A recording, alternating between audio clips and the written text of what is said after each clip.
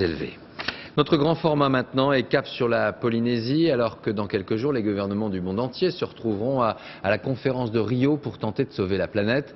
Et illustration de ces risques écologiques avec l'archipel du Pacifique qui est de plus en plus menacé par la montée des eaux. Sur la centaine d'îles que compte la Polynésie française, beaucoup sont amenés à disparaître selon les scientifiques. Alors sur place, la population commence, vous allez le voir, à s'organiser. Jenny Brifa, Gwendal Kergoat. Sur cette plage de Tahiti, chaque semaine, Vavitu Moria sensibilise les scolaires à l'environnement. Dans ce décor de rêve, il évoque son plus grand cauchemar. Alors si l'eau va monter, qu'est-ce qui va se passer? Titanic. On fait comme Titanic, voilà. L'eau devrait monter en moyenne d'1 mètre d'ici 100 ans selon les scientifiques. Pour protéger le littoral, ce jour-là, les enfants apprennent à planter du corail. La technique est simple, il suffit d'attacher un bout de corail vivant sur un support, puis de le planter dans du corail mort. Il va ainsi recoloniser le milieu. Parce que plus il y a des corails qui sont vivants, plus elle maintient la force de la houle, la force de la mer, la montée des eaux. A priori, les plus menacés, ce sont les atolls, ces îles complètement plates. Mais même Tahiti va être durement touché par la montée des eaux car toutes ces infrastructures sont situées sur le littoral, à commencer par l'aéroport international. Donc Monsieur Briand, cette zone-là, dans quelques années, elle sera sous l'eau? Elle sera complètement sous l'eau.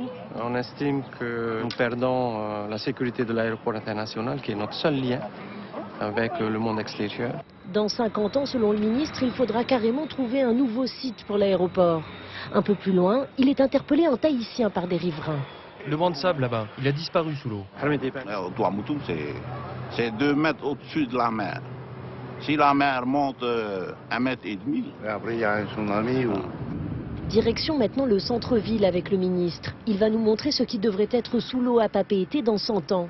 Sur cette carte en bleu clair, une partie de la ville et l'ensemble du port sont condamnés. On est avant tout des victimes d'un développement que, même si nous devions atténuer notre quote-part, elle est minime, cette quote-part, dans l'ensemble des dégâts qui sont provoqués par les émissions de gaz à effet de serre.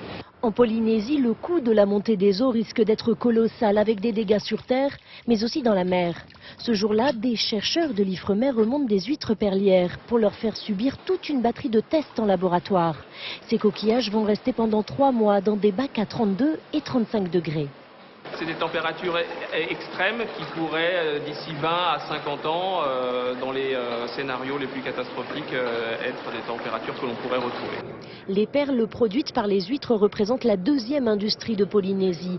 Or, le réchauffement climatique risque de fragiliser les coquilles et ralentir la croissance des huîtres. Et économiquement, ça peut avoir un impact parce que si le professionnel est obligé de laisser plus de 2 ans son huître perlière dans l'eau pour la faire fabriquer une perle, ça peut jouer un rôle sur la rentabilité de son entreprise.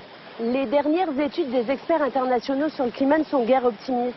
Ils estiment, en prenant en compte la fonte des calottes glaciaires, que d'ici 2100, la mer pourrait monter de 60 cm à 1,80 m.